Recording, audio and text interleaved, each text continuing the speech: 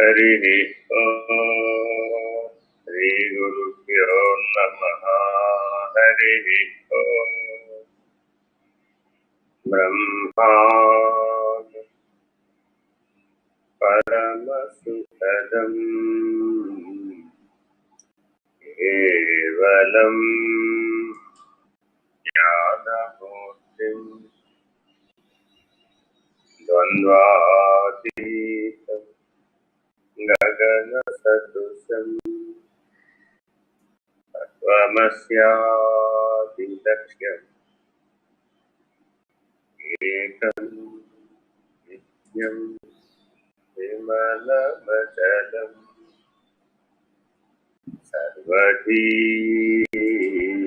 సాక్షిభూతం భావాతీతం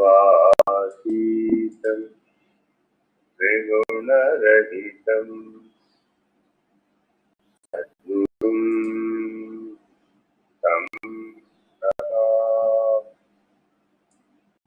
నమో బ్రహ్మాదిభ్యో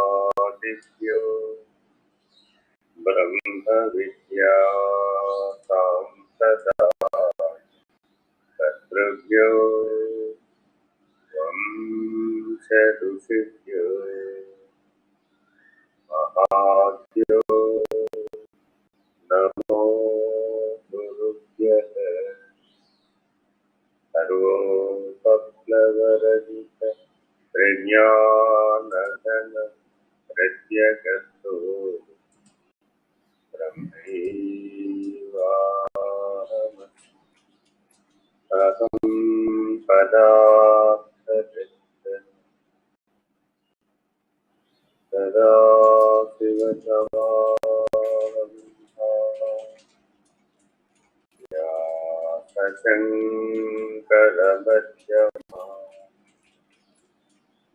అస్మదాచార్యపర్యంతాః వందే గురుపరంపరాం. హరి ఓం శ్రీ గురుభ్యో నమః. హరి ఓం.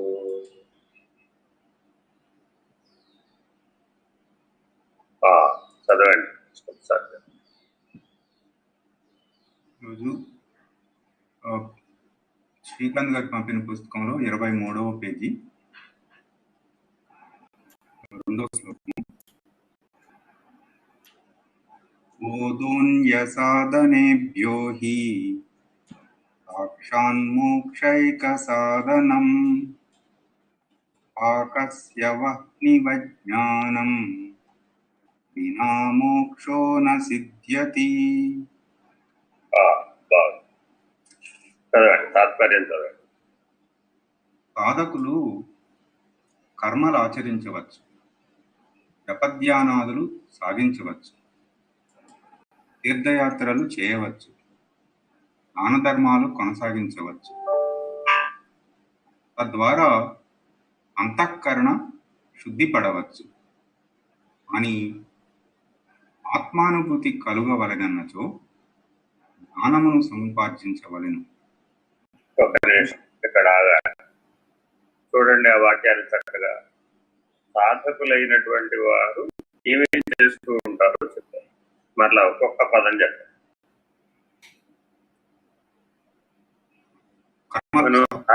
మనం సాధనలుగా పేర్కొనే వాటన్నింటినీ ఇక్కడ చూపెట్టారు.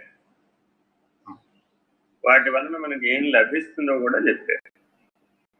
చిత్తశుద్ధి లభిస్తుందని చెబుతున్నారు.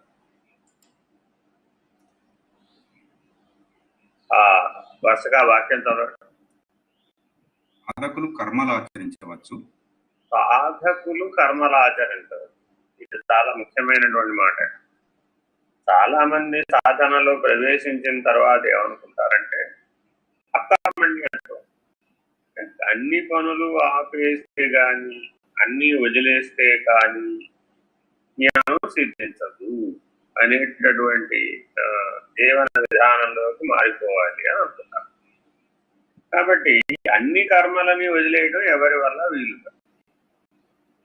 శరీరం ఉన్నంత వరకు ఎవరు కర్మలను విడిచిపెట్టడానికి వీలు కాదు. కారణం ఏమిటంటే శ్వాస తీసుకుని విడిచిపెట్టడం కానీ కనురెప్పలు వేసి తీయటం కానీ ఇవన్నీ కూడా కర్మ కిందకే వస్తుంది. మేము ఆలోచించడం కూడా కర్మ కిందకే వస్తుంది.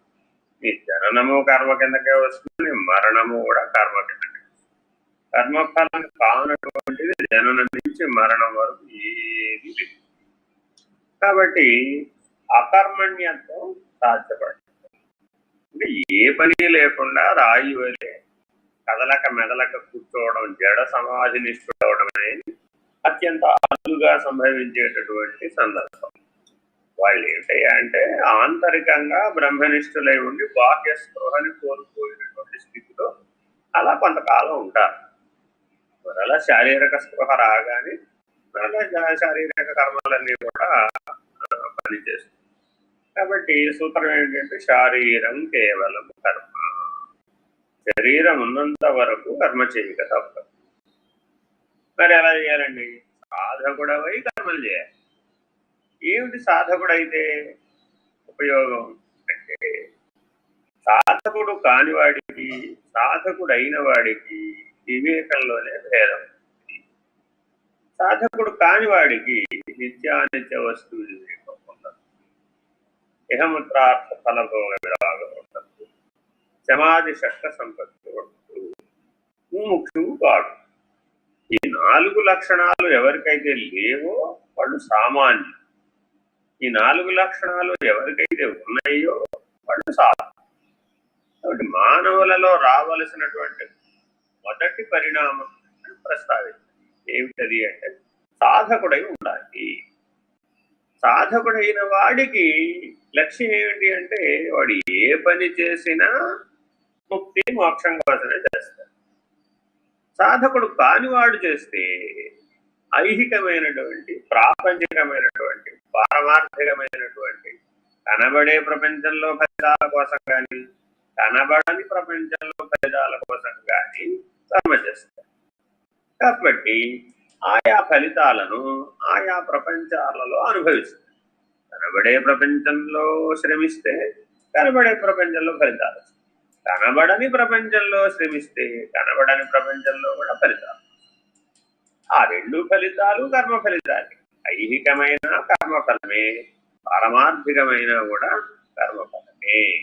కానీ ఐహికమైన పారమార్థికమైన సత్వరజస్తమో గుణాలతో కూడుకొను. ఈ 3 గుణాల యొక్క ప్రభావం రెండింటిలోనూ ఉంటుంది. కాబట్టి ప్రతి ఒక్కరూ మానవులందరూ మొట్టమొదట చేయవలసిన పని ఏంటంటే వాళ్ళు ఐహికమైన సంపాదనను ఆర్జించినా ఆర్జించకపోయినా తప్పక సాధన చతుష్టయ సంపత్తిని సంపాదించాలి. అప్పుడే మానవ జన్మ సార్థకమవుతుంది. నిత్యానిత్య వస్తు వివేకం కలిగినటువంటి మానవులందరికీ కూడా ఏది నిత్యము ఏది అనిత్యము అనేటటువంటి స్పష్టత కలిగి ఉంటారు. అనిత్యము అంటే మార్పు చెందేది, నిత్యము అంటే మార్పు చెందండి. ఈ నిర్వచనాన్ని మనం స్పష్టంగా పట్టుకోవాలి. కారణం ఏంటంటే ఇది మొదటి పాఠం దగ్గర నుంచి మొదలు పెడితే చివర పరిపూర్ణ బోధ వరకు ఈ సత్యం మారదు, ఈ లక్షణం మారదు.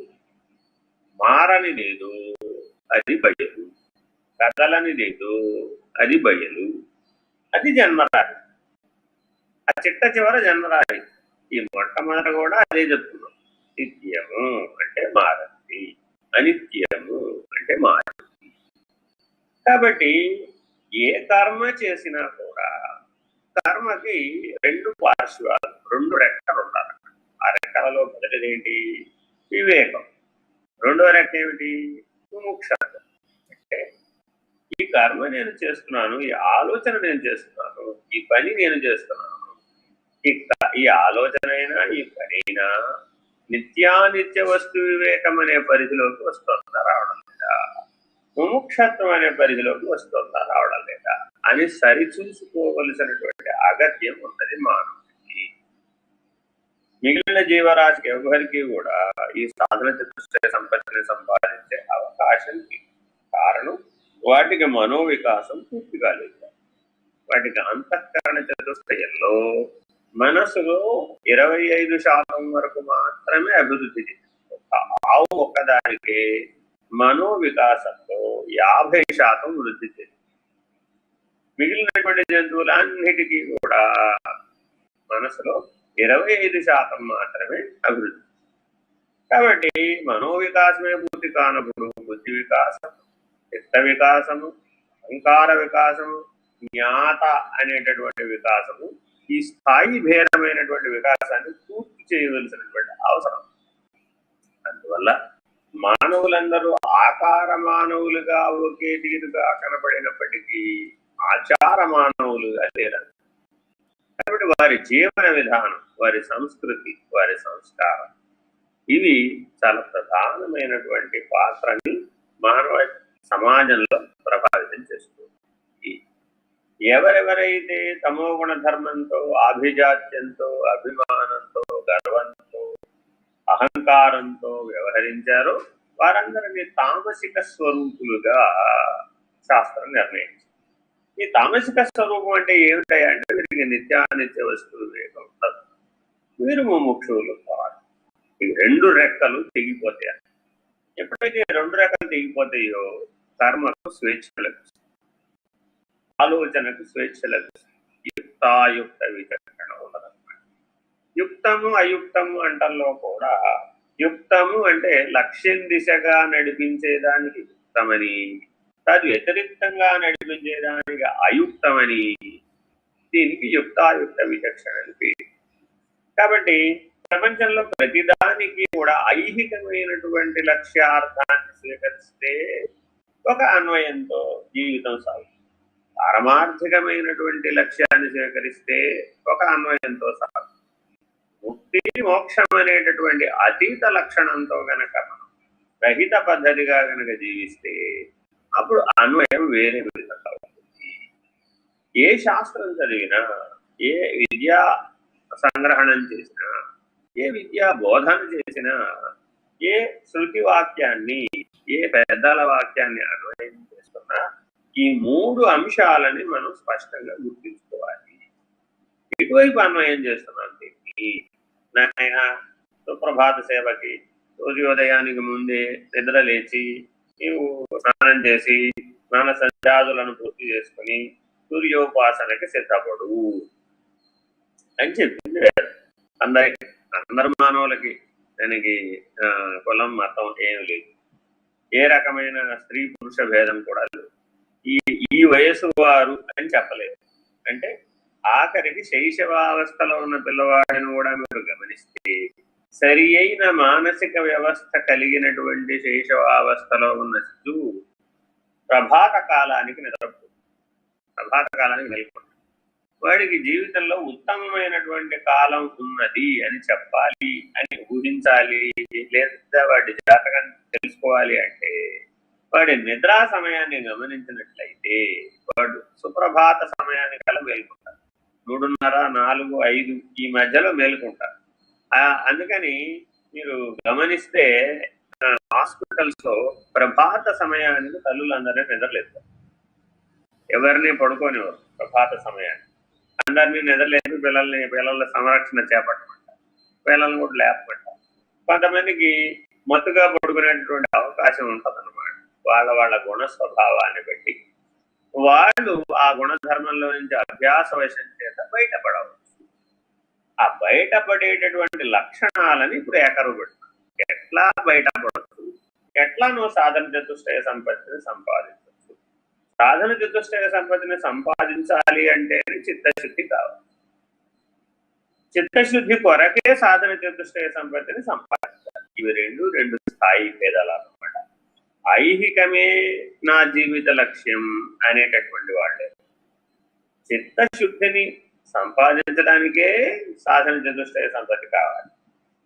పారమార్థికం నా జీవిత లక్ష్యం అనేటటువంటి వాళ్ళకి చిత్తశుద్ధి అప్పటికే కలిగి ఉంటారు కాబట్టి చిత్తశుద్ధి కలిగి సాధన చతుష్టయ సంపత్తిని సంపాదించాలి. కానీ ఈ ఇరువురు ఏదో ఒక ప్రపంచ ఫలితాలలో ఏదో ఒక కర్మ ఫలితంతో బంధించబడటం కానీ బాధించబడటం కానీ జరుగుతుంది. అతీతము రహితము, ముక్తేమో అతీతం, మోక్షమేమో రహితం. ఈ రెండు దృక్కోణాలను జాగ్రత్తగా అర్థం చేసుకున్నటువంటి వాళ్ళు సర్వదృగ్రహితమయ్యేటటువంటి పద్ధతిగా సాధన చతుష్టయ సంపత్తిని వినియోగిస్తారు. ముక్తి మోక్షమునకు వచ్చేటప్పటికి ఆల్రెడీ సాధకుడు సాధన చతుష్టయ సంపత్తిని కలిగి ఉంటాడు కాబట్టి వాటిని కేవలము అతీత పద్ధతిగా కానీ రహిత పద్ధతిగా కానీ వినియోగిస్తారు. తన వివేకాన్ని, తన సామర్థ్యాన్ని బాగా గుర్తుపెట్టుకోవాలి.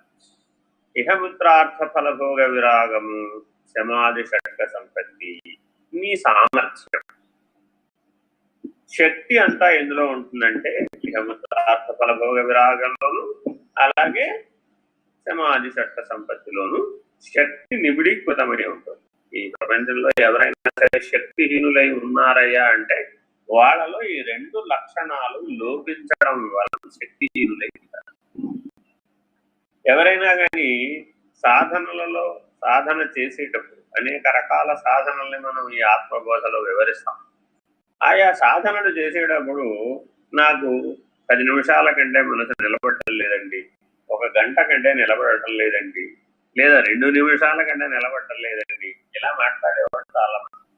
వీళ్ళకి ఏం లోపించింది అంటే శక్తి లోపించింది. ఆ శక్తి దేని వల్ల లోపించింది అంటే ఇహముత్రార్థ ఫలభోగ విరాగం లేకపోవడం వలన, సమాధి షట్క సంపత్తి లేకపోవడం, శమము, దమము, తితిక్ష, ఉపరతి, శ్రద్ధ, సమాధానం, ఈ 6 లక్షణాలకి కలిపి సమాధి షట్క సంపత్తి. కాబట్టి నీలో ఎప్పుడెప్పుడైతే ఏదైనా సరే బలహీనత తొంగి చూస్తే, ఏదైనా శక్తిహీనత కనుక తొంగి చూస్తే అప్పుడు ఎక్కడ వెతకాలయ్యా అంటే ఇహంతార్థ ఫలభోగ విరాగం లేకపోవడం కానీ లేదా సమాధి షట్క సంపత్తిలో లోపం రావడం కానీ, ఈ రెండింటిలో ఎక్కడైతే లోపం వస్తుందో అక్కడ శక్తిహీనుడు. శక్తిహీనుడు కాగానే నీలో ఉన్నటువంటి వివేకం నశిస్తుంది. వివేకం నశించగానే నీ లక్ష్యమైనటువంటి ముక్తి మోక్షము అనేటటువంటివి మరుగైపోయి వాటి స్థానంలో ఐహికము, పారమార్థికము వచ్చి కూర్చుంది. ఎందుకు ఇదంతా చెబుతున్నామంటే ఆఖరి కాలంలో భగవద్గీత పరమాత్మ ఏం చెప్పాడు? అంతా కాలే జమామేవ స్మరన్ ముక్వా కళేబరం అన్నారు. కళేబరం, నీవు జీవించి ఉన్నప్పుడు ఈ శరీరాన్ని శవ సమానంగా చూడటం నేర్చుకో. ఎందుకని ఒకనాటికి ఈ శరీరాన్ని వదిలేస్తావుగా, అది నేడా నాడా రేపా అన్నది తర్వాత విషయం. ఏనాటికైనా ఈ శరీరాన్ని వదిలివేయవలసిందే. కాబట్టి ఈ శరీరంలో ఉన్నప్పుడు ఈ శరీరాన్ని పనిముట్టుతారు, శరీరమే నీవుగా భావించదు. ఈ వివేకం మొట్టమొదట ప్రతి మానవుడు సంపాదించు. ఇది సంపాదిస్తే నిత్య వస్తు వివేకం ఉన్నట్టు. ఎందుకని అంటే బాల్య యవ్వన కౌమార వృద్ధాప్యాలలో శరీరం పరిణమిస్తుంది. ఇందులో ఉన్న నేననే శరీరి పరిణమిస్తుంది. శరీరి కేవలము జ్ఞానాజ్ఞానములనే కర్మ ఫలితాలను బట్టి, జీవుడు అనబడేటటువంటి శరీరి కేవలము జ్ఞానాజ్ఞానములనేటటువంటి కర్మఫలాన్ని బట్టి. కాబట్టి కర్మఫలం అంటే ఏమిటి అంటే జ్ఞానాజ్ఞానములే. ఏమండి నాకు దుఃఖం వచ్చింది, అజ్ఞానం వల్ల దుఃఖం వచ్చింది. ఏమండి నాకు సుఖం వచ్చింది, జ్ఞానం వల్ల సుఖం వచ్చింది. ఒక మెట్టు కిందకి దిగేమనుకోండి అంటే ద్వంద్వాలలో ఇంకొక మెట్టు కిందకి దిగినాం అంటే మొదటి ద్వంద్వం ఏమిటి అంటే జ్ఞానం, అజ్ఞానం. ఇంకో మెట్టు కిందకి దిగేమనుకోండి పారమార్థికాన్ని నిర్ణయించేది పుణ్యం, పాపం. అంటే అతీతాన్ని రహితాన్ని నిర్ణయించేదేమో జ్ఞాన, అజ్ఞానం. పారమార్థికాన్ని నిర్ణయించే ద్వంద్వం ఏమిటంటే పాపము, పుణ్యము. అంటే అర్థం ఏమిటి? 84 లక్షల జీవరాశులు పంచభూతాత్మకమైనటువంటి సంఘమంతా, భూత సంఘమంతా ఏదైతే ఆయా భూత సంఘానికి వేదన కలిగించడం పాపం, ఆయా భూత సంఘాలకు ఉపకారం చేయడం పుణ్యం. అదే భూత సంఘం చేత మరలా బాధించబడటం కూడా కర్మఫలం. అదే భూత సంఘం చేత మరలా సృష్టించబడటం కూడా కర్మఫలమే. కాబట్టి ఈ రెండు పనులు కూడా పారమార్థికంలో జరుగుతాయి. తన సుఖమే స్వర్గమండ్రు, తన దుఃఖమే నరకమండ్రు తథ్యం సుఖి. చిన్నప్పుడు చెప్పారు సుమతి శతకం. ఆయన స్వర్గ నరకం అంటే ఎక్కడో అంగారక గ్రహం మీదో చంద్రగ్రహం మీదో లేవు. అవి ఈ లోకంలోనే నీ లోపలే ఉన్నాయి. నువ్వు సుఖంగా ఉన్నావు స్వర్గంలో, నువ్వు దుఃఖంతో ఉన్నావు నరకం. నీకు దుఃఖం ఎక్కడి నుంచి వచ్చింది? ఈ పంచభూతాత్మకమైనటువంటి భూత సంఘంతో నీవు రజోగుణంతో తమోగుణంతో వ్యవహరించడం వలన వారిని వేదనకు గురి చేయబడినవన్నీ, ఆయా వేదనలన్నీ ప్రకృతి అంతటా వ్యాపకమై ఉన్న చైతన్యంలో ముద్రితమవుతుంది. ముద్రితమై అవే ముద్రలు మరల విడివడి ఫలితాలను అందిస్తాయి. కర్మఫలంగా నీవు దాన్ని అనుభవిస్తావు. నేనేం ఇప్పుడు ఈ జన్మలో చేసినట్టు నాకేం గుర్తు లేదు కదండి, నేను ఇప్పుడంతా బాగానే ఉన్నాను కదండి, ఏదే కావచ్చు. కానీ నీ చిత్తంలో ఈ కర్మరాశి అంతా కూడా వాసనలుగా సూక్ష్మీకరించబడి అజ్ఞానం అనేటటువంటి మూటగా నీతో పాటే వస్తుంది. కాబట్టి చిత్తశుద్ధి అనేటటువంటిది ఎంతో ప్రధానమైనటువంటిది ఆధ్యాత్మిక సాధన. నీవు అతీతాన్ని గుర్తించాలన్నా, రహిత స్థితిని గుర్తించాలన్నా గురి నిన్నే చెప్పారు. జ్ఞానము అంటే గురి గుర్తు, లక్షణము నిర్ణయం, ఈ రెండు కలిపితే జ్ఞానం. గురి గుర్తు ఈ రెండు కలిపితే జ్ఞానం.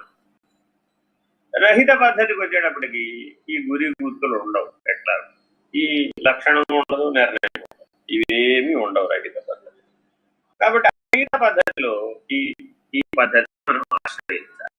ఇలాంటి జ్ఞాన పద్ధతిగా మనం చూసినప్పుడు ఈ చిత్తశుద్ధి లేనటువంటి వాళ్ళకి గురి గుర్తు నిలబడవు, లక్షణము జ్ఞానము నిలబడవు.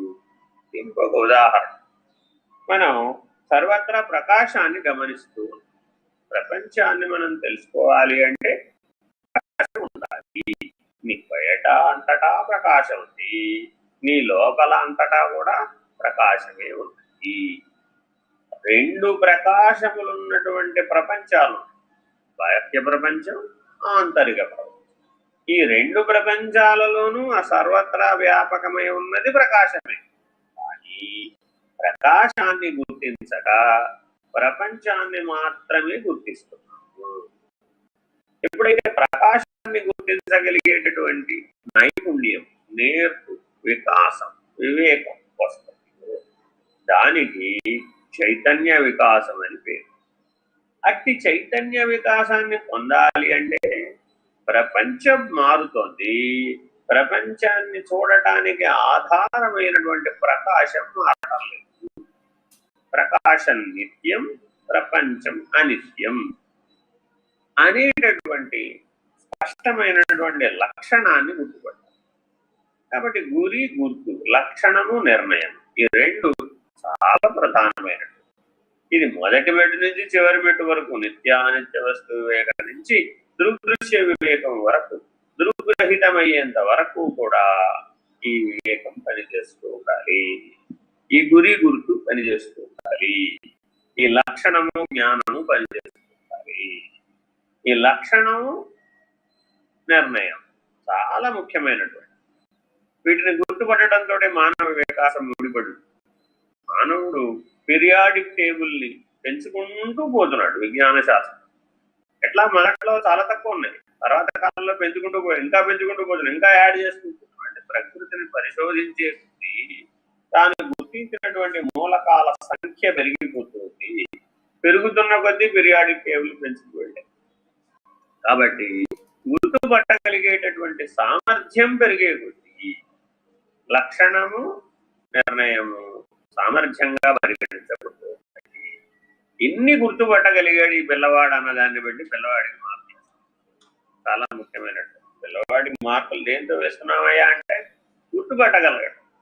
దాన్ని బట్టి పిల్లల్ని, చిన్నపిల్లల్ని శైశవావస్థలో పాకటం రాగానే కళ్ళ ఎదురకుండా కొన్ని వస్తువులు పెడతారు. పుస్తకము, కలము, బంగారం, పూలు, పళ్ళు, ఆహార పదార్థాలు ఇలా పెట్టి ఈ పిల్లవాడు దేని చేత ఆకర్షించబడుతున్నాడు, వీటి సూక్ష్మంలో ఏ సంస్కారం పనిచేస్తుంది అని గుర్తించడానికి ఈ ప్రయోగం ప్రతి ఒక్క పిల్లవాడి మీద చేసే అలవాటు భారతీయ సంస్కృతిలో ఉంది. ఆ పిల్లవాడు చక్కగా పాకుతూ వెళ్ళి తనను ఆకర్షించినటువంటి దాన్ని పట్టు, తద్వారా ఆ పిల్లవాడి భవిష్యత్తు ఓహో ఇలా ఉండవచ్చు అని ఊహ చేస్తారు. ఇలా మానవ జీవితంలో అనేక రకాలైనటువంటి అంశాలు నీ సూక్ష్మ శరీరంలో, నీ కారణ శరీరంలో ఈ కాంప్లెక్సిటీ అంతా అంతఃకరణ చతుష్టయం యొక్క ప్రభావం అంతా సూక్ష్మ శరీరం మీద, కారణ శరీరం మీద పనిచేస్తుంది. ఈ రెండింటినీ దాటాలి అంటే, ఈ రెండింటినీ దాటి మహాకారణ స్థితిలో ఉన్నటువంటి వారు ఎవరైతే ఉన్నారో, తురీయ స్థితిలో ఎవరైతే ఉన్నారో వాళ్ళు 4 వివేకాలు పొందినటువంటి వాళ్ళు. నిత్యానిత్య వస్తు వివేకం, ఆత్మానాత్మ వివేకం, కార్యకారణ వివేకం, సదసద్ వివేకం. ఈ 4 వివేకాలు పూర్తి చేస్తే తురీయ స్థితికి చేరతారు. వారి యొక్క లక్ష్యం అప్పుడిక కేవలం దృగ్దృశ్య వివేకం. ఇక్కడ దృగ్రహితం అవ్వడానికి కావలసినటువంటి సముపార్జన మాత్రమే అధికారిత్వాన్ని పొందటమే లక్షణం. అందువల్ల జాగ్రత్తగా ఈ సాధకులైనటువంటి వాళ్ళు ఇప్పుడు చెబుతున్నటువంటి కర్మలనన్నింటినీ, ఇవన్నీ కర్మలే.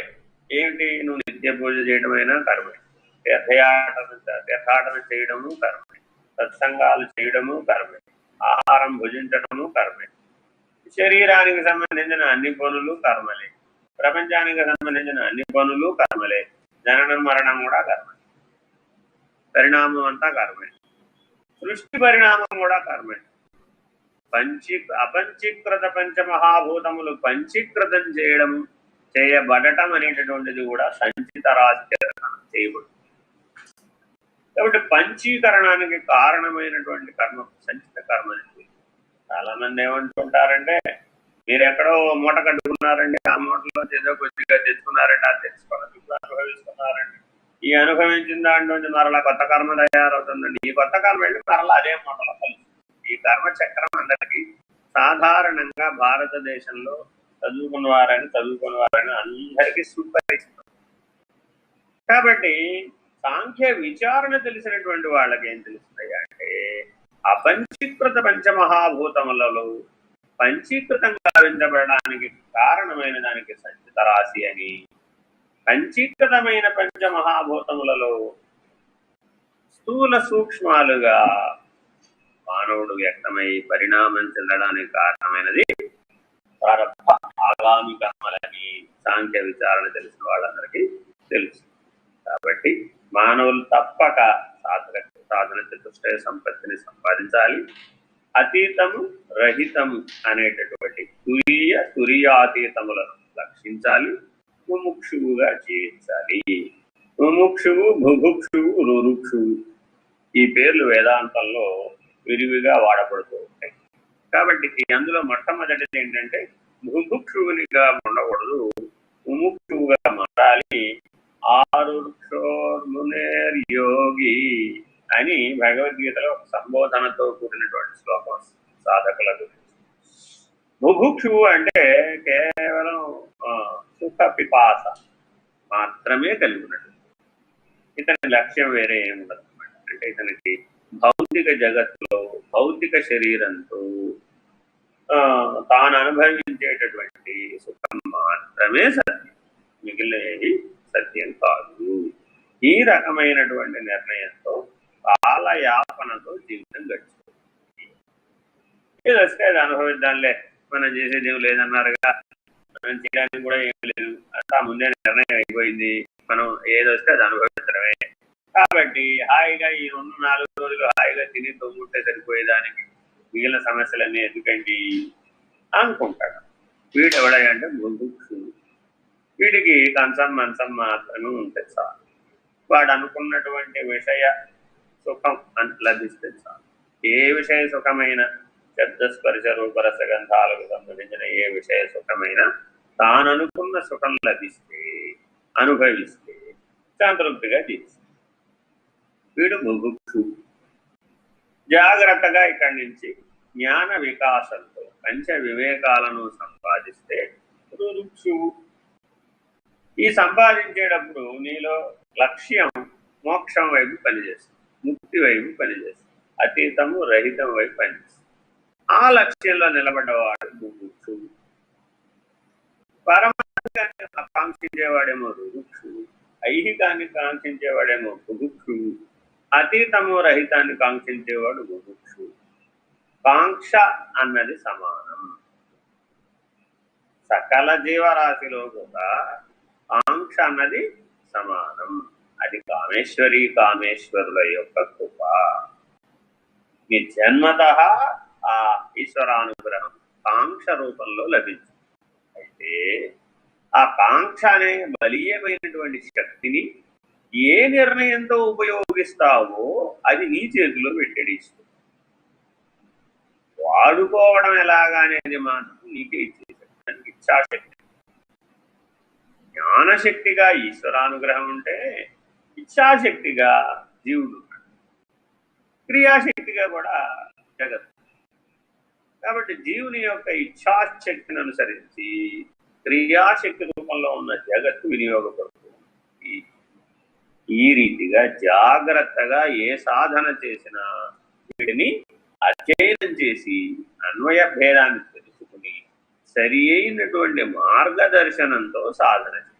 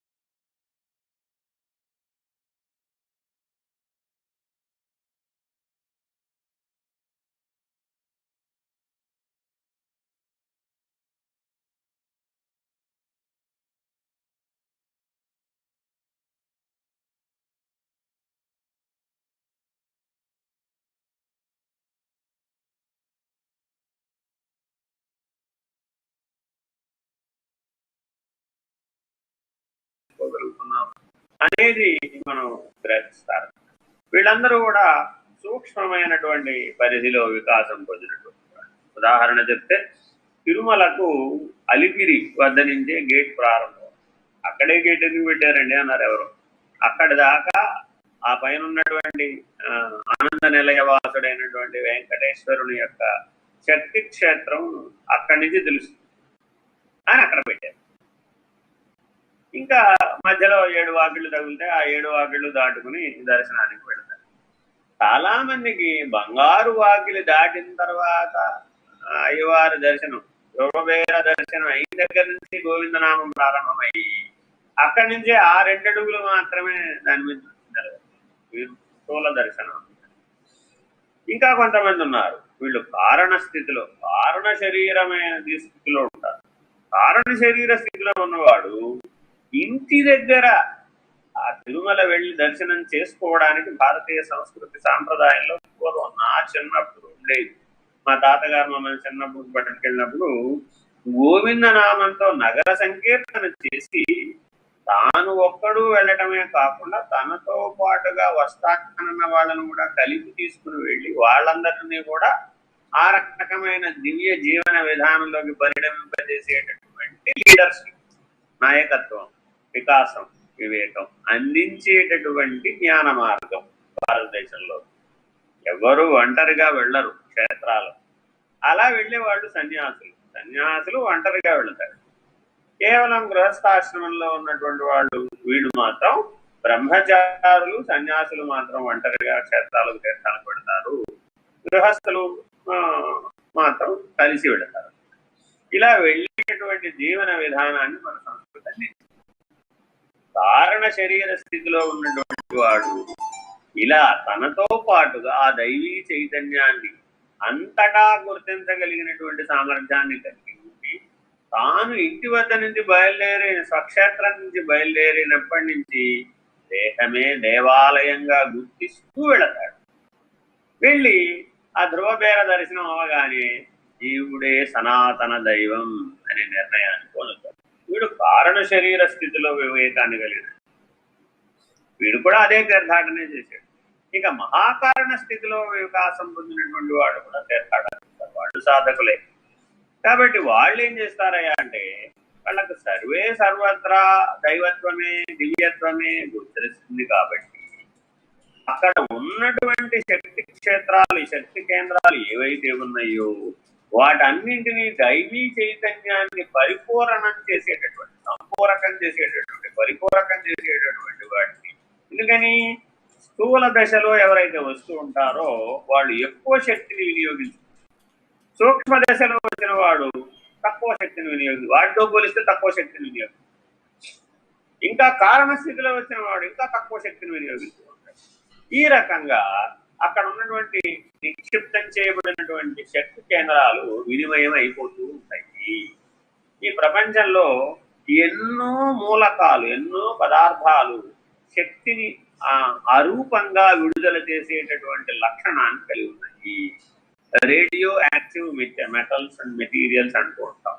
ఈ radio active metals and materials అన్నీ కూడా ఆగమ శాస్త్రానుసారం దేవాలయ నిర్మాణంలో పాల్గొంటున్నాయి.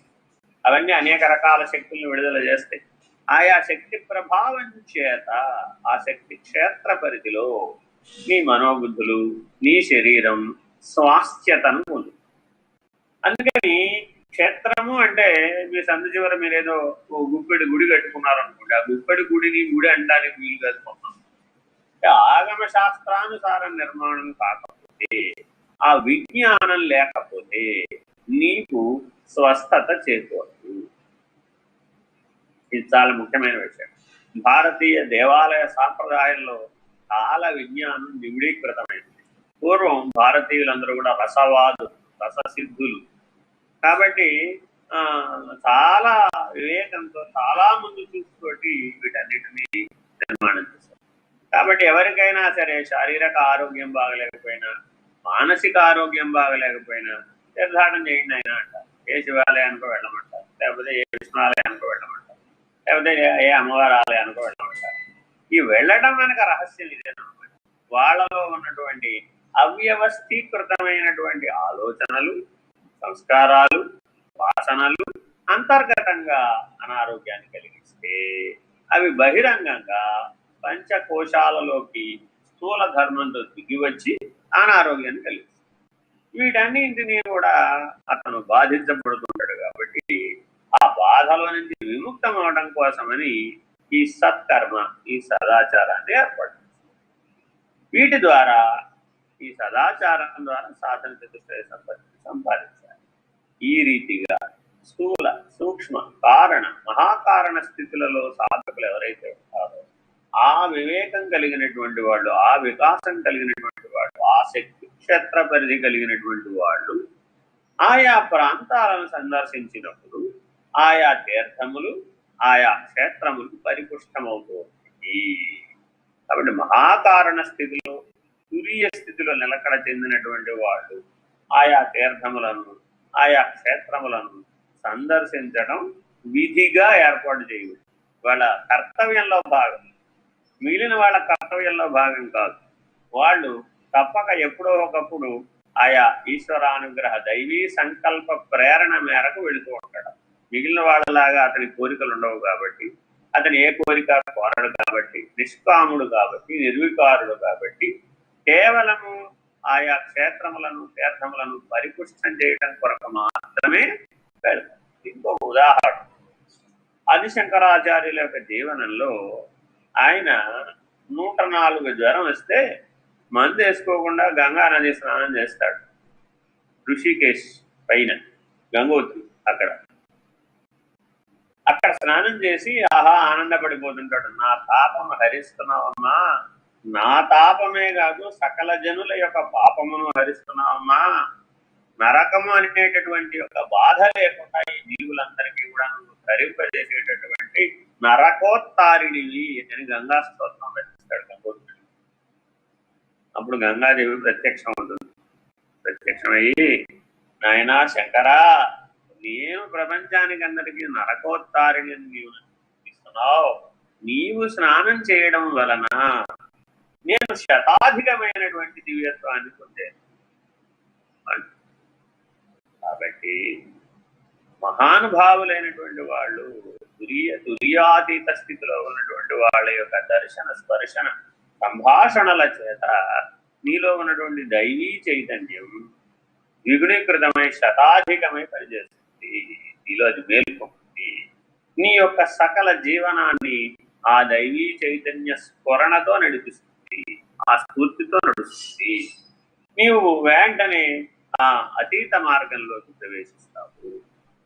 ఈ రకమైనటువంటి జీవన సరళిని ఈ ఒక్క వాక్యంలో ప్రతిపాదించారు.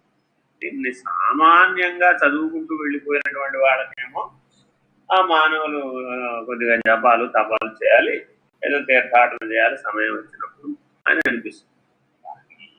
ఈ విశేషమైనటువంటి అనుభవము, జ్ఞానము, వ్యాఖ్య, వికాసము, వివేకం కలిగినటువంటి వాళ్ళకి ఈ వాక్యాలన్నీ కూడా ఎంతో దైవీ చేతన స్ఫోరకములై పనిచేస్తాయి. కాబట్టి సాధకులందరూ తప్పక ఈ సాధనలు చేయాలి. అయితే చిత్తశుద్ధి లేనటువంటి వాళ్ళు చిత్తశుద్ధిని సంపాదించడానికి చేయాలి. చిత్తశుద్ధి కలిగినటువంటి వాళ్ళేమో సాక్షి స్ఫురణ కోసం చేయాలి. సాక్షి స్ఫురణ కలిగినటువంటి వాళ్ళేమో సాక్షి అతీతాన్ని నిర్ణయం పొందడానికి చేయాలి. చదువు. దాన ధర్మాలు కొనసాగించవచ్చు. జపతపాలు చేయాలి, తీర్థాటనలు చేయాలి, దాన ధర్మాలు చేయాలి. ఇదంతా సదాచారంలో భాగం. నీలో సల్లక్షణాలను పెంపొందించడానికి భాగం. ఒకటే దానము ధర్మము అన్న విషయంలో అవకాశం వచ్చినప్పుడు ఎప్పుడు చెయ్యి వెనక్కి తీసుకురాదు. అదే నియమం. నీ జీవితంలో దానము ధర్మము చేసేటటువంటి అవకాశాలు కొద్ది క్షణాలు మాత్రమే వస్తాయి. అంటే శతాయుర్దాయం కనుక మానవుడు కలిగి ఉన్నాడంటే అందులో 10%, 1% నుంచి 10% క్షణాలు మాత్రమే దానము ధర్మము చేసే అవకాశం వస్తుంది. దానము ధర్మం అంటే డబ్బు అనుకునేది, అది డబ్బు కాదు. నీకున్నటువంటి సంస్కారాలను వినిమయం చేసేటటువంటి, క్షీణపరిచేటటువంటి, బలహీనపరిచేటటువంటి క్రియ దానము ధర్మం. ఎవరైతే జప తపాలతో ఆంతరికంగా శుద్ధులు కాలేరో వాళ్ళకి బాహ్య కర్మ అయినటువంటి దానము ధర్మము ఏర్పాటు చేయాలి. ఈ జపతపాలు చేసేవాళ్ళు కూడా తప్పక దాన ధర్మాలు చేయాలి. ఈ దాన ధర్మాలు చేసేవాళ్ళు కూడా తప్పక ఎదిగి జపతపాలు చేయాలి. ఈ 2 చేసేవాళ్ళు తప్పక తీర్థాటనం చేయాలి. ఈ 3 చేసేవాళ్ళు తప్పక సాధన. ఇవన్నీ కలిపితే సదాచారం అంతా సాధనలే. సాధన అంటే అర్థం ఏమిటంటే నీలో ఉన్న సాక్షిని మేలుకొలపడమే సాధన. సాధనా సాధ్యతే సాధ్యం. కాబట్టి ఈ శృతి వాక్యాన్ని మనం జాగ్రత్తగా గుర్తుపెట్టుకోవాలి. సాధనా సాధ్యతే సాధ్యం. సాధ్యం ఎప్పుడు సాక్షిత్వం, సాధ్యం ఎప్పుడు కూడా జ్ఞానమే, సాధ్యం ఎప్పుడు కూడా ఆత్మయే. ఈ సాధనలన్నింటికీ పరమగమ్యం ఆత్మస్వరూపమే, నీ స్వరూప జ్ఞానమే. దానము ధర్మము కూడా మానవులందరూ తప్పక సదాచారంలో భాగంగా ఆచరించాలి. శక్తి వినిమయం కూడా దానమే. పరిపూర్ణమైనటువంటి శక్తి కలిగినటువంటి వాడు ఒక స్పర్శ ద్వారా ఎవరినైనా శక్తివంతులు చేయడం, పరిపూర్ణమైనటువంటి సాక్షిత్వ స్థితిలో ఉన్నటువంటి వాడు ఒక సంకల్పం ద్వారా దేనినైనా శక్తివంతం చేయడం, అతీత స్థితిలో ఉన్నటువంటి వాడు సంకల్పంతో పని లేకుండా శక్తివంతం చేయగలుగుతాడు, ఉద్దీపనం చేయగలుగుతాడు, మేల్కొల్పగలుగుతాడు. ఈ రీతిగా అనేక స్థాయి భేదాలు ఈ సృష్టిలో ఉన్నాయి. ఈశ్వరుడు మహాకారణ సాక్షి.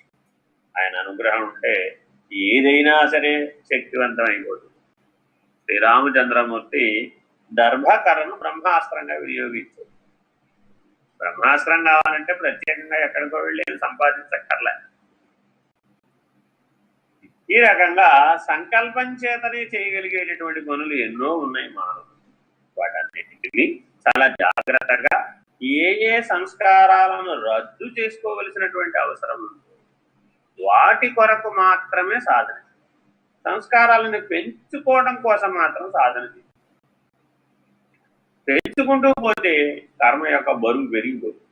ఆ బరువు కింద సాధకుడు నలిగిపోతుంది. పునః జన్మ కర్మ చక్రంలోకి దిగొచ్చు. చదువు.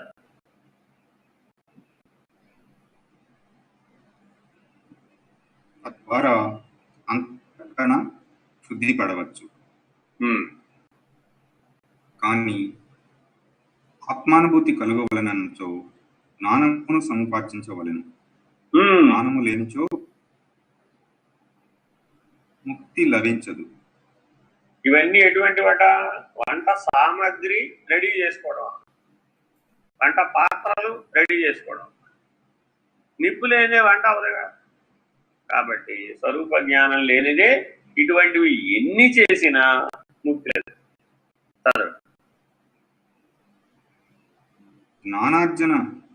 జ్ఞానము లేనిచో ముక్తి లభించదు. జ్ఞానార్జన చేయు సాధకులు సాధనా చతుష్టయ సంపత్తి కలవారై ఉండవలెను.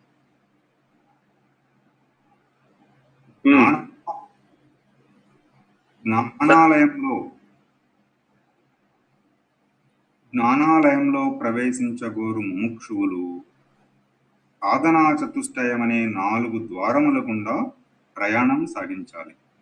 చాలా గొప్ప ఉపమానం అండి ఇది. జ్ఞానాలయములో ప్రవేశింపదలుచుకున్న ముముక్షుడు. ఇప్పుడు ఆనంద నిలయానికి 4 ద్వారాలు ఉంటాయి. ప్రతి దేవాలయానికి 4 ద్వారాలు.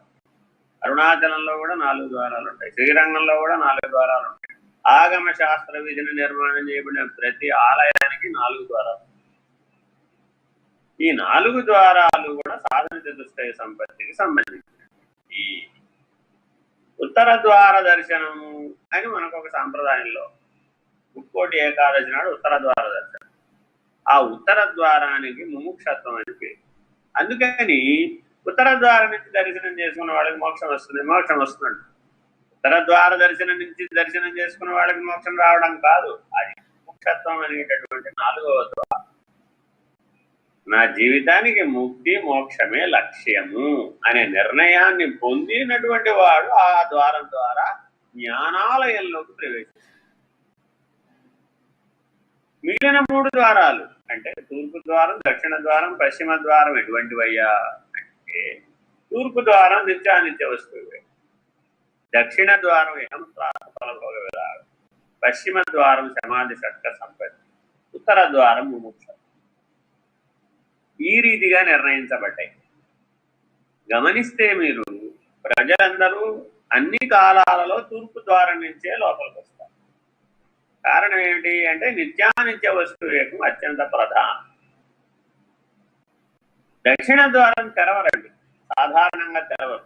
ఎందుకు తెరవరయ్యా అంటే అటువైపు వెళ్లే వాళ్ళందరూ కూడా ఇహముత్రార్థ ఫలభోగ విరాగం కలిగి ఉంటారు. కాబట్టి వైరాగ్య సంపన్నులైనటువంటి వారే దక్షిణ ద్వారంలో చూస్తారు. అంటే సన్యాసులు స్వామీజీలని ఆహ్వానించేటప్పుడు ఏ ద్వారం నుంచి ఆహ్వానించాలి? ఇప్పుడు దక్షిణ ద్వారం నుంచి ఆహ్వానిస్తారు. తురీయాశ్రమం, తురీయాతీతం, ముక్తి మహానుభావులు అయిపోయారు, అటువంటి వాళ్ళని ఉత్తర ద్వారం నుంచి పిలుస్తారు. ఇక పశ్చిమ ద్వారం ఉంది, అది సమాధి షట్క సంపత్తి. అటువైపు అంతా కూడా యాగశాలలు, దాన ధర్మం చేసేటటువంటివి ఇత్యాదులన్నీ నిర్మాణం చేయబడి ఉంటాయి. కాబట్టి ఐహిక పారమార్థిక కర్మ ఫలాలను దాటడానికి కావలసినటువంటి సదాచార సంపన్నత కలిగిన అంశాలన్నీ పశ్చిమ ద్వారం వైపు. అటువైపు అన్ని సాధనలు చేసే విధానం అంతా ఉంటుంది. వ్రతాలు, జపాలు, దీక్షా మండపాలు, యజ్ఞ మండపాలు, యాగశాలలు అన్ని పశ్చిమ ద్వారం వైపు కడతారు. ఆ పశ్చిమ భాగం అంతా అలా నిర్మాణం చేయకూడదు. ఈ రీతిగా అది దేవాలయం కాదు, జ్ఞానాలయం. ఇది దేహం కాదు, ఇది దేహం అనే దేవాలయం. దీనిలో కూడా ఉత్తర ద్వారం. అక్కడ ఎలా ఉత్తర ద్వారం ఉందో ఇక్కడ కూడా బ్రహ్మరంధ్ర స్థానంలో ఉత్తర ద్వారం. ముముక్షువు, ముక్తి మోక్షం నా జీవిత లక్ష్యం అన్నవాడి దృష్టి ఎప్పుడు ఎక్కడ ఉండాలి అంటే బ్రహ్మరంధ్ర స్థానం. మెలకువ కావచ్చు, కళ కావచ్చు, నిద్ర కావచ్చు, జననం కావచ్చు, మరణం కావచ్చు, ఏ పరిణామం కావచ్చు, దృష్టి ఎప్పుడు కూడా ఉన్మీలితమై ఉన్మని అవస్థలో ఉండి మనసు లేనివాడిగా, అంతఃకరణమే లేనటువంటి వాడుగా, అది నిద్ర కాదు, మెలకువ కాదు, రాజయోగిగా దృష్టిని భూమధ్య స్థానం నుంచి సహస్రారానికి, సహస్రారం నుంచి బ్రహ్మరంధ్ర స్థానానికి తరలించి మరలించి బ్రహ్మరంధ్ర స్థానంలో నిలకడ కలిగి ఉంటారు. కిందకి దిగిరావు, ఎప్పుడు అక్కడే ఉంటారు, సదా అక్కడే ఉంటారు. దానికి ఉత్తర ద్వారం. ఇక మనం మాట్లాడుతున్నాం కదా, ఈ మాట్లాడుతున్న దానికి తూర్పు ద్వారం అని. కాబట్టి నిత్యానిత్య వస్తు వివేకంతో మాట్లాడాలి. ఏ మాట మాట్లాడినా ఒక అపశబ్దం కూడా ఉండదు, ఒక అమంగళం కూడా ఉండదు, ఒక అశుభం ఉండవు. ఎప్పుడూ సత్శబ్ద వాచ్యములని వినియోగించాలి. అటువంటి ద్వారం సింహద్వారం, తూర్పు ద్వారం, మాట్లాడేటటువంటి వాగీంద్రియం. ఇక దక్షిణ ద్వారం మన విసర్జక అవయవాలలో ఉన్నటువంటి వాక్పాణిపాద పాయుపస్థలలో పాయురింద్రియం ఏదైతే ఉందో దానికి దక్షిణ ద్వారం. ఎవరికైతే ఇహముత్రార్థ ఫల భోగ విరాగం లేదు వాళ్ళు ఈ విసర్జక అవయవాల సమస్యలతో బాధపడతారు, ఆయా బాధలతోనే నిర్గమిస్తారు. కాబట్టి జీవుడు ఏ ద్వారం ద్వారా నిర్గమిస్తున్నాడు, ఏ ద్వారం ద్వారా వస్తున్నాడు అనేటటువంటి గొప్ప విధానాన్ని మానవులందరికీ విజ్ఞాన శాస్త్రం అందించింది. వేదాంతం అంటే, వేదం అంటే ఈ విజ్ఞానం అంతా బోధించేదానికి వేదం అని. బ్రహ్మరంధ్ర స్థానం నుంచి జీవ ప్రవేశం తల్లి గర్భంలో జరుగుతుంది. మరలా నిర్గమనం కూడా బ్రహ్మరంధ్ర స్థానం నుంచే జరగాలి యోగికి. మిగిలిన ద్వారములు నవద్వారపు దేహి, ఆ 9 ద్వారాల ద్వారా గనక వెళ్ళినట్లయితే వాడు ఉత్తరంగ మరలా జన్మకు తిరిగి రావాల్సినటువంటి అగత్యం ఏర్పడుతుంది, ఇంకా కర్మశేషం మిగిలింది అనేటటువంటి నిర్ణయాన్ని మన యోగ శాస్త్రం. సరే, వీటన్నింటికి ఆవల ఇప్పుడు మనం అందరం ఎక్కడ మాట్లాడుతున్నాం? జ్ఞానం, విశేషమైనటువంటి స్వరూప జ్ఞానం. ఆ స్వరూప జ్ఞానంతో జీవించేటప్పుడు ఇది దేహం కాదు, ఇది జ్ఞానాలయము, సనాతనమైనటువంటి జీవుడు నివసించే దేవాలయం. ఈ జ్ఞానాలయానికి 4 ద్వారాలు ఉన్నాయి. ఈ 4 ద్వారాలని చక్కగా తెలుసుకో. అక్కడ ఆ దేవాలయానికి వెళ్ళి ఆ అధ్యయనం చెయ్యి. అక్కడ జ్ఞానాలయంగా ఎలా నిర్వహిస్తున్నారో తెలుసుకో. అక్కడ నిర్వహణ చేసేవన్నీ ఇక్కడ కూడా తెలుసుకో. అప్పుడు దేహమే దేవాలయం అయింది. ఈ మధ్యలో నీకు ఇల్లు, గృహము అనేటటువంటి పనిముట్టు, సంసారం అనే ఒక పనిముట్టు. ఆ దేహమే దేవాలయం అని తెలుసుకోవడానికి ఈ దేవాలయానికి వెళ్ళి, గుడి కాదు బడి అది, అక్కడ విజ్ఞానాన్ని పొందాడు. వచ్చి సదాచారాన్ని నిర్వహించుకోవడానికి ఏ ఆశ్రయం అయితే పెట్టుకున్నాడో ఆ ఆశ్రయానికి గృహం. సదాచారము, సత్సంపన్నత, సల్లక్షణములను వృద్ధి చేసేటటువంటి ఆశ్రయము కాబట్టి గృహం కూడా దేవాలయమే. గృహాన్ని దేవాలయంగా భావించు. నీ దైవీ చైతన్యంతో జీవించు, సత్వగుణంతో జీవించు, రజోతమో గుణాలను పరిహరించు. మీరు కావాలంటే మీరు ఇళ్లకు వెళ్ళినప్పుడు తెలుసు. ఒక ఇంటికి వెళుతూ ఉండగానే ఆ ఇంటిలో ఉన్నటువంటి శక్తి క్షేత్ర పరిధి ఎంత ఉందో తెలిసిపోతుంది. ఆ ఇంట్లో దైవీ చైతన్యం ఎంత మేరకు నిండి ఉందో తెలుస్తుంది. అలా స్పృశించగానే తెలుస్తుంది, అలా దర్శించగానే తెలుస్తుంది. లోపలికి వెళ్ళి కూర్చోగానే నీ మీద ప్రభావితం అవుతుంది. అక్కడ ఏ రకమైనటువంటి సదాచారము, ఏర్పడిందో. కాబట్టి మానవులందరూ తమ తమ జీవనాన్ని ఈ రీతిగా సంస్కరించుకొని జ్ఞానాలయములో స్వరూప జ్ఞానాన్ని పొందాలి. చదవండి.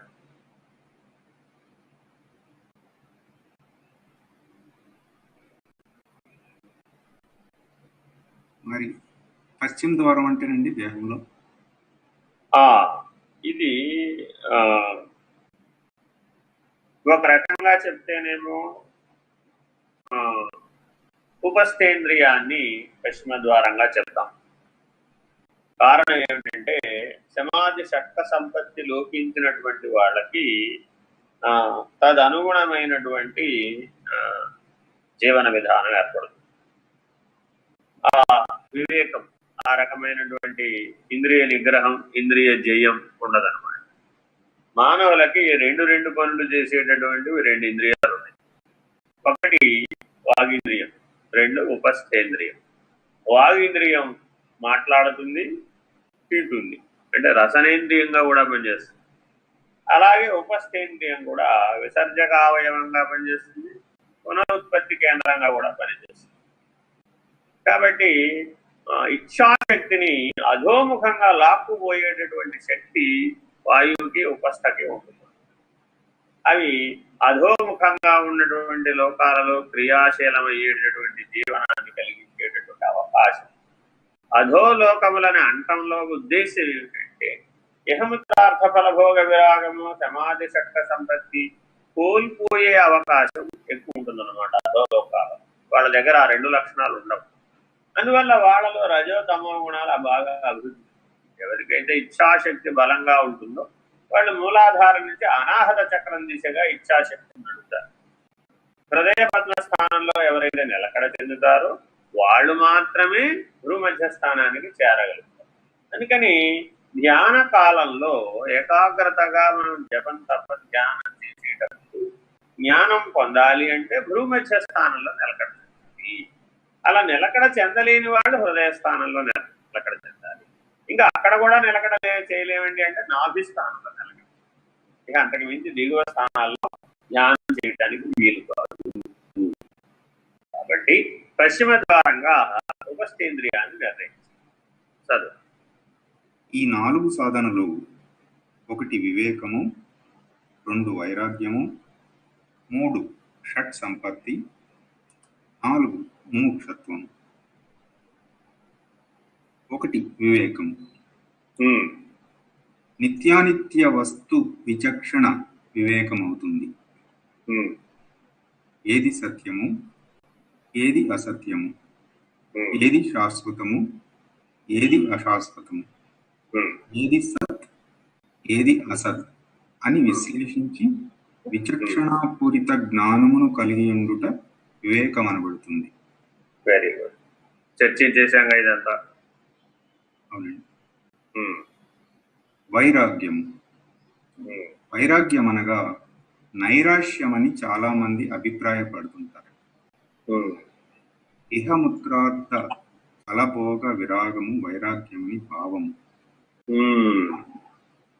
ఒక్క మాటలో చెప్పాలంటే వివేకము ద్వారా అందిన నిర్ణయాలను ఆచరణలో పెట్టుటయే వైరాగ్యము అనబడుతుంది. చాలా గొప్ప నిర్వచనం అండి ఇది. ఇది మానవులందరూ తెలుసుకోవాలి. వివేకం ఉన్నటువంటి వాడికి రాగద్వేషాలు ఉంటాయి, వివేకం లేని వాడికి రాగద్వేషాలు ఉంటాయి. రాగద్వేషాలనే ద్వంద్వము నుంచి విముక్తం అవడమే వైరాగ్యం. కాబట్టి వివేకాన్ని ఆచరణలో పెడితే ఏమైంది? రాగద్వేషాల నుంచి బయటపడ్డాడు, అప్పుడు వైరాగ్యం అయింది. మీరు దేవాలయానికి వెళ్ళారు, దేవాలయంలో మీకు ఏదంటే ఇష్టం అండి అన్నాం. ఒక్కొక్కరు ఒక్కొక్కటి చెప్తారు, వాళ్ళని ఆకర్షించిన దాన్ని బట్టి చెప్తారు, వారి యొక్క వికాసాన్ని బట్టి చెప్తారు. తురియ స్థితిలో ఉన్నవాడిని ఈ ప్రశ్న అడిగాం, అప్పుడు ఆయన ఏం చెప్తారు?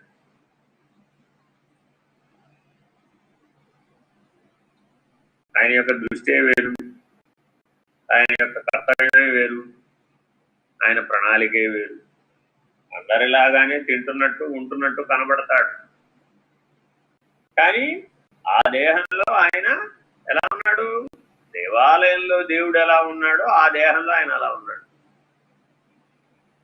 ఆయన పని వేరు, ఆయన కర్తవ్యం వేరు, ఆయన ప్రణాళిక వేరు, ఆయన సందర్భం వేరు.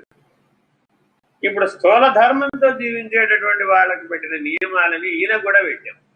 ఏమైంది? సద్వినియోగమా దుర్వినియోగం?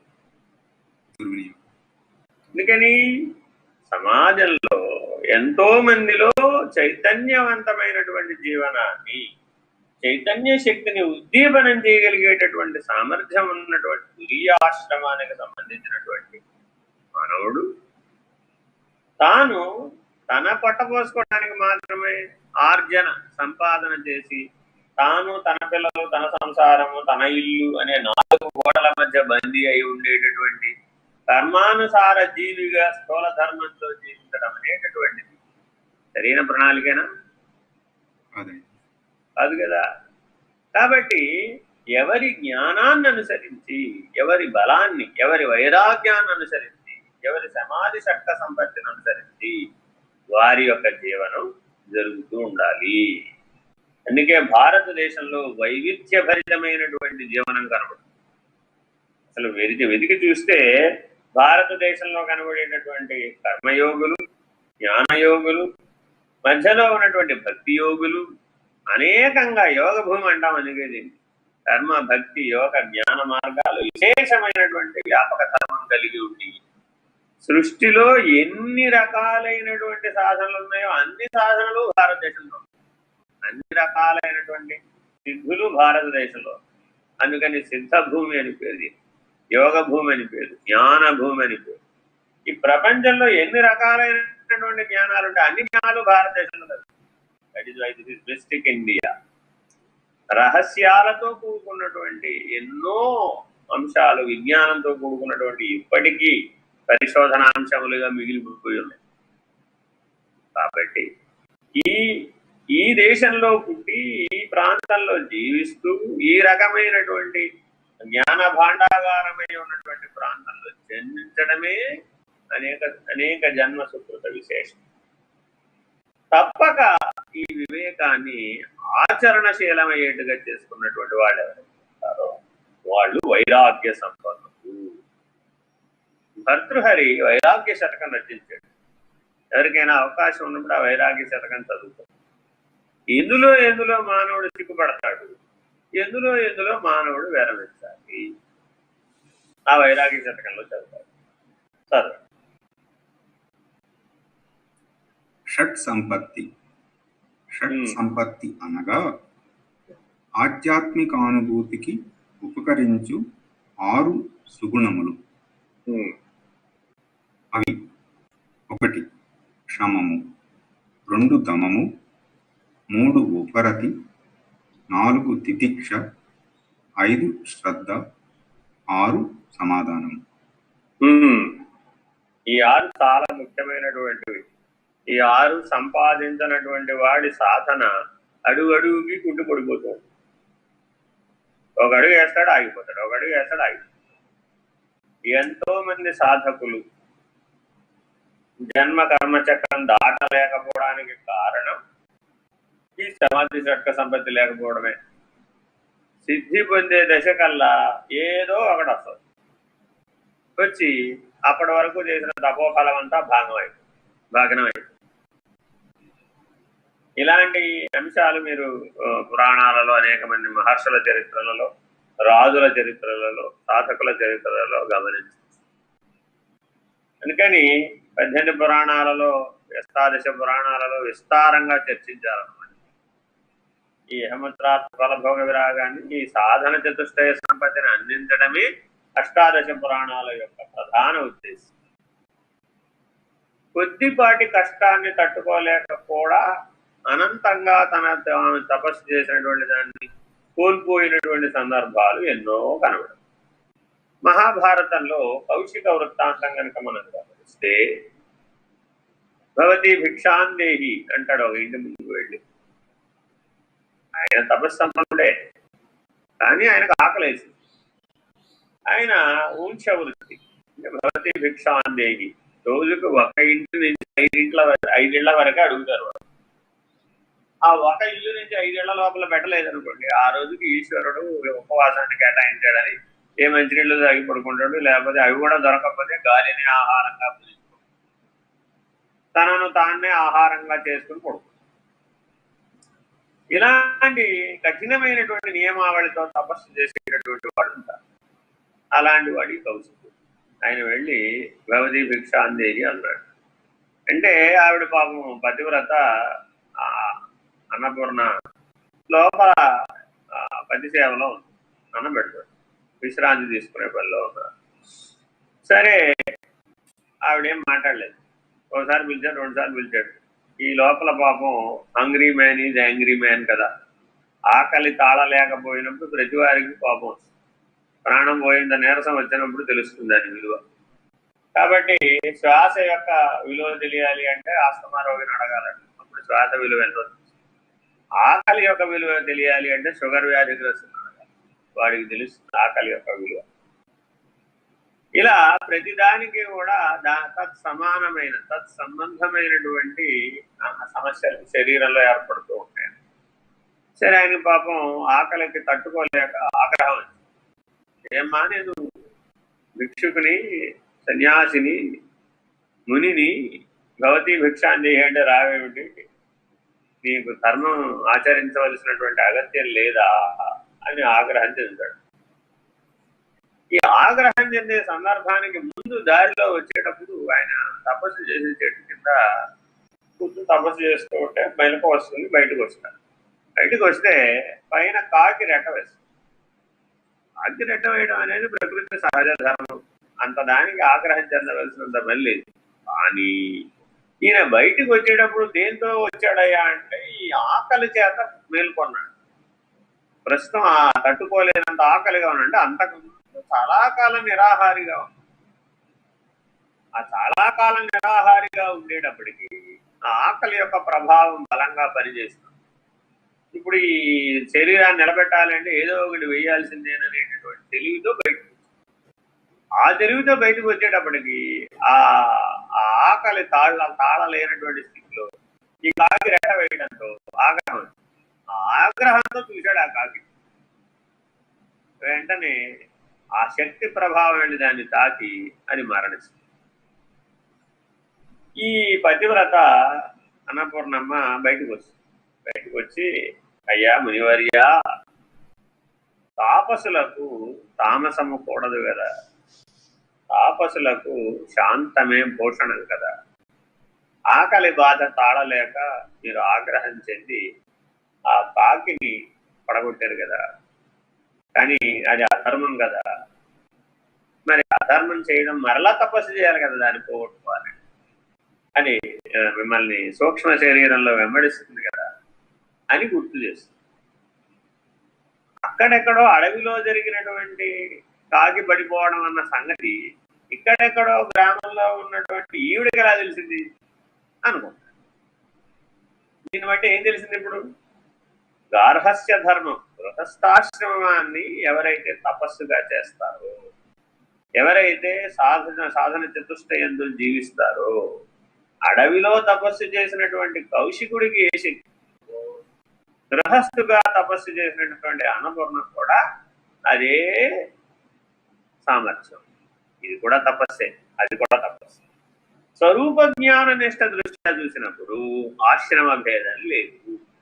బ్రహ్మచారివైనా, గృహస్థువైనా, వానప్రస్థువైనా, సన్యాసివైనా అత్యాశ్రమి. స్వరూప జ్ఞానం అంతా కూడా అత్యాశ్రమత.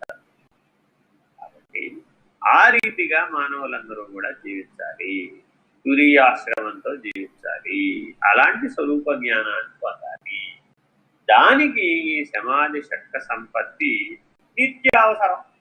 రోజు గాలి తీసుకుని విడిచిపెట్టడం అనేది ఎంత అవసరమో ఈ సమాధి షట్క సంపత్తి అంత అవసరం.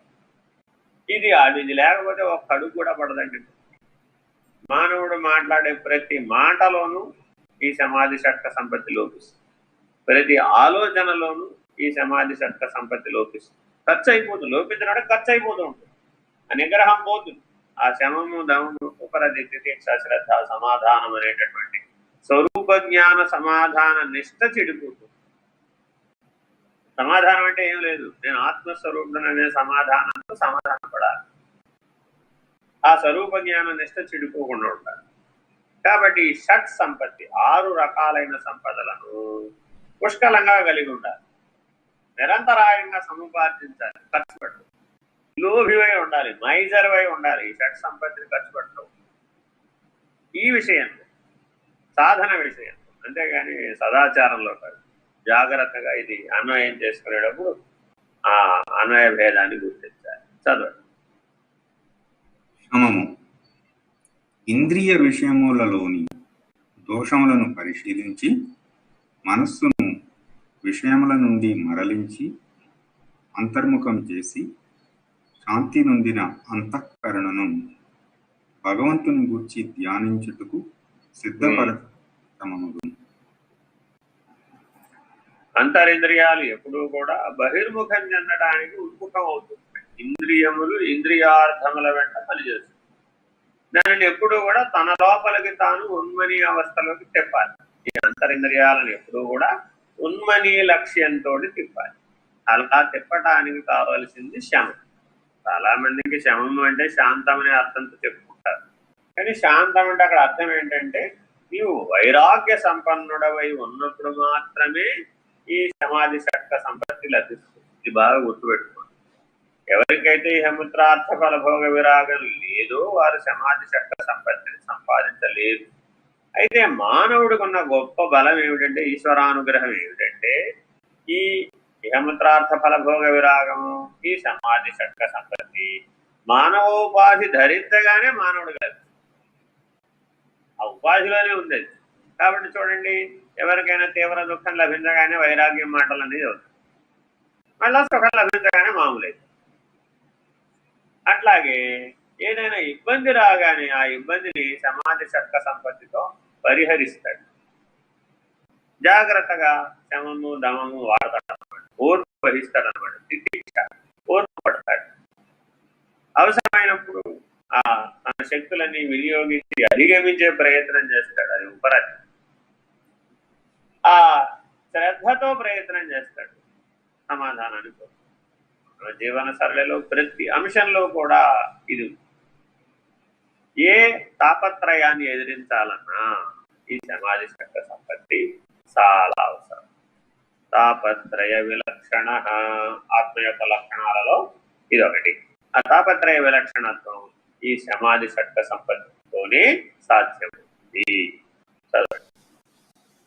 దమము అంతరేంద్రియ నిగ్రహము శమము కాగా బాహ్యేంద్రియ నిగ్రహము దమం అనబడుతుంది. అంటే అర్థం ఏంటి? అంతరింద్రియాలని ఉన్మనీ అవస్థలోకి తిప్పి కూర్చున్నాడు. తిప్పి కూర్చుంటే మరి బాహ్య జీవన వ్యవహారం శారీరం కేవలం కర్మగతి అది ఎట్లా జరుగుతుంది అన్నాం. అది దమముతో జరగాలి అన్న. మరి ఇప్పుడు నన్ను గజారోహణాన్ని వాంఛించాలా, పల్లకి ఆరోహణని వాంఛించాలా, రథారోహణని వాంఛించాలా, విహంగ ఆరోహణని విమానం ఎక్కాలని అనుకోవాలి. ఈ భౌతిక ధర్మాలకు అక్కడ ఏమైనా పొందా? అక్కడేం పని.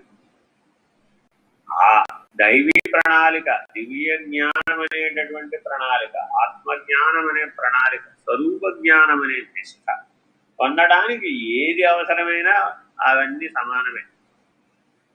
కాలినడకైనా సమానమే, రథారోహణ అయినా సమానమే, అశ్వారోహణ అయినా సమానమే, గజారోహణ సమానమే, ఆందోళిగాన్ని ఆరోహయామి, పల్లకి పల్లకిని ఎక్కించడం కూడా సమానమే, విహంగాన్ని ఎక్కడం కూడా, గరుత్మంతుడిని ఎక్కడం కూడా సమానం. కాబట్టి చూడండి, షోడశోపచార పూజలో ఇవన్నీ వస్తాయి. అశ్వాన్ని ఆరోహయామి, గజాన్ని ఆరోహయామి, ఆందోళిగాన్ని ఆరోహయామి, ఇట్లా గరుత్మంతుడి దాకా తీసుకెళ్ళి ఆఖరికి ఈ శ్రీవారికి గరుత్మంతుడే వాహనం. జాగ్రత్తగా గమనిస్తే నీ పంచ ప్రాణములే దానికి వాహనం. ఆవాహనము అదే, వాహనము అదే. కాబట్టి ఆ పంచప్రాణ స్వరూపమైన హనుమద్వాహనం కూడా వాహనమే. ఇలా ఈ శరీరాన్ని ఆ దివ్య జ్ఞానానికి వాహనంగా మార్చాలి. అది దమం. తాను చేసే ప్రతి పనిలో ఇంద్రియ చలనం కదిలిందంటే ఆ ప్రతి కదలికలో దివ్యత్వ స్ఫురణ, దైవీ స్ఫురణ, దివ్య జ్ఞాన స్ఫురణ, దివ్య ఉద్దీపన కలిగి ఉండాలి. అటువంటి స్థాయికి నేను తీసుకెళ్తుంది దమం అంటే. ఆ నిగ్రహం కలిగిన వాడికి తెలుసు. కొంతకాలం మాట్లాడకుండా ఉంటే ఆ మాట యొక్క విలువ, కొంతకాలం స్పర్శించకుండా ఎవరిని దేనిని స్పర్శించకుండా గనక ఉంటే ఆ స్పర్శ యొక్క విలువ తెలుస్తుంది, ఆ స్పర్శ యొక్క బలం తెలుస్తుంది. కొంతమందిని స్పర్శిస్తే 1000 వర్డ్ల షాక్ కొడుతుంది, కొంతమందిని స్పర్శిస్తే శిలవలే జడ స్వభావం కలిగినటువంటి సందర్భం. ఇలా శబ్ద స్పర్శ రూపరసగంధాత్మకమై ఉన్నటువంటి ఈ శరీరం ఆ దమం అనేటటువంటి గనక సాధనని గనక పొందినట్లయితే వీటిని శమం వైపు తిప్పడానికి, బాహ్యేంద్రియాలను కూడా ఉన్మని అవస్థలోకి తిప్పడానికి ఉపయోగపడుతుంది. శమమేమో అంతరింద్రియాలని ఉన్మని అవస్థలోకి తిప్పడానికి ఉపయోగపడుతుంది, దమమేమో బాహ్యేంద్రియాలను కూడా ఉన్మని అవస్థలోకి తిప్పడానికి వినియోగిస్తారు. ఉపరతి. సమదమాదులు అలవడిన వ్యక్తిలో ఉపరతి చోటు చేసుకుని మనస్సు బాహ్యంలో ప్రవేశించక అంతర్యంలో అణగిపోవుట ఉపరతి అవుతుంది. ఇది చాలా ముఖ్యమైనటువంటి లక్షణం అండి. పుట్టిన చోటనే అలా అణిగిపోవుట. సముద్ర స్నానం ఎందుకు చేయమంటారంటే సముద్రంలో అలలు వస్తూ పోతూ, అలలు ఆగిన తర్వాత స్నానం చేద్దామని అనుకున్నాడు. అది ఎప్పటికి ఆగుతుంది, నేను ఎప్పుడు చేస్తాను. అది ఎప్పటికీ ఆగదు, ఇది ఎప్పటికీ ఆగదు. అట్లాగే మానవుడు కూడా ఏమనుకుంటాడంటే మనసు అనేటటువంటి అల ఆగిపోతే నేను జ్ఞానినే కదా, కాబట్టి మనసు అనే అలలు వస్తున్నప్పుడు ఆ అలలతో నేను కొట్టుకుపోతూనే ఉంటాను కదా, వాటంతటవే మనసు ఆగిపోయినప్పుడే నేను ప్రయత్నం చేస్తాలేంటి అంటాడు.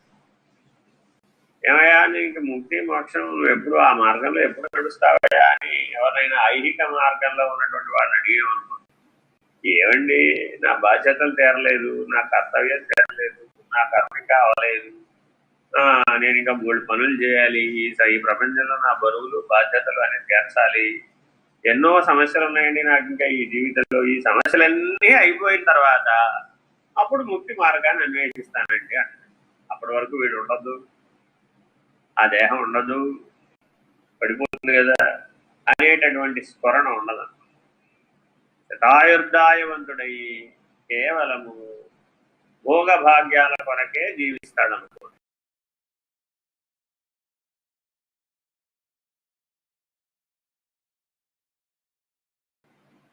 20,000 సంవత్సరాలు జీవించాడు రావణాసురుడు. భోగ భాగ్యాలకు ఏం తక్కువ.